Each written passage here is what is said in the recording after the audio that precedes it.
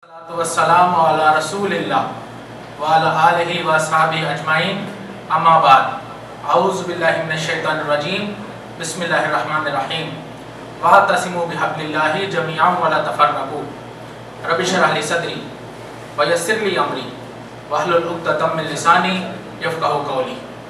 I welcome all of you with the Islamic greetings. Assalamu alaikum wa rahmatullahi wa barakatuh.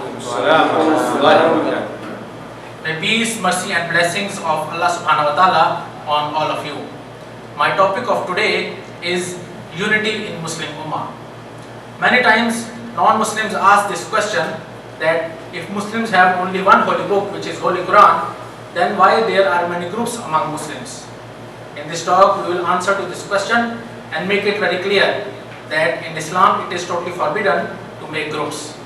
Allah says in Holy Quran, Surah Al-Imran, chapter number 3, verse number 103, وَاعْتَصِمُوا بِحَبْلِ اللَّهِ جَمِيعًا وَلَا تَفَرَّقُوا, and hold strong to the rope of Allah and be not divided. What is the rope of Allah? Holy Quran, the book of Allah, is the rope of Allah. It is mentioned in Sahih Bukhari on authority of Zayd bin Arqam radhiyallahu anhu, who narrates that Prophet Muhammad, peace be upon him, said, I am leaving with you two heavy things. One of them is book of Allah, which is rope of Allah. Whoever will hold strong to it will be rightly guided, and whoever will abandon it will end up in error. So Muslims should research and follow the Holy Quran for every point which they have difference for their unity. The second most important factor for unity of Muslim Ummah is the way of Prophet Muhammad, peace be upon him. It is mentioned in Surah Al-Nisa, chapter number 4, verse number 59. Ya ayyuhallazina amanu atiyullaha wa atiyur rasula wa ulil amri minkum fa in tanazatum fi shay'in farudduhu ila Allahi wa rasul. Meaning, O you who believe, follow Allah and follow the messenger and those who have authority amongst you, and if you have difference about any point, go back to Allah and His Rasul. So Muslims should follow Quran and the way of Prophet Muhammad, peace be upon him, which is clearly mentioned in authentic hadith. Another name of Quran also is Furqan, meaning the criterion, the decisive authority to judge between right and wrong, good and bad. So these are the first two factors for unity of Muslim Ummah. There is also another hadith in Sahih Bukhari where Prophet Muhammad, peace be upon him, said that all of my Ummah will go to paradise except the one who refused. It was asked, who is the one who refused? Prophet replied that the one who obeys me is the one who will go to paradise, and the one who disobeys me, he is the one who refuses. So the one who disobeys to Prophet Muhammad, he will not go to paradise, he will go to hell. The third most important factor for unity of Muslim Ummah is the way of rightly guided caliphs of Islam. Who were rightly guided caliphs?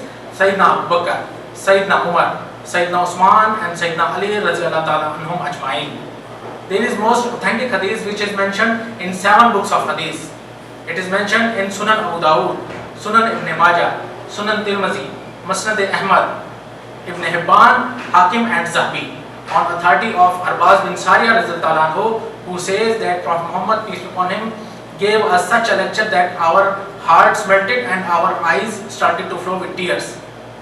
We said, O Prophet, this is such a lecture like a farewell one, so advise us about something. Prophet replied that I am giving with you a guidance whose night is as bright as the day. Whoever will live amongst you will surely see many conflicts and differences.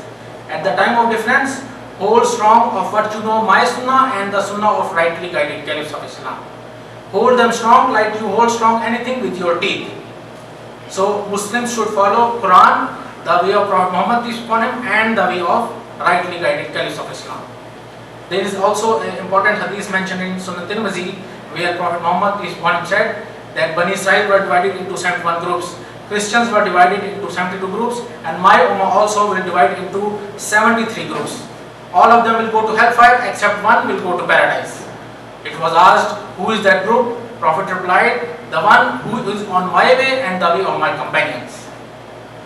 I would conclude my talk with the verse from glorious Quran from Surah Al-An'am, chapter number 6, verse number 159, where Allah says, إِنَّ الَّذِينَ فَرَّقُوا دِينَهُمْ وَكَانُوا شِيَعًا لَسْتَ مِنْهُمْ فِي شَيْءٍ Those who divided their religion into groups and became sects, you have nothing to do with them. Wa akhiru da'wana anil hamdulillahi rabbil alamin.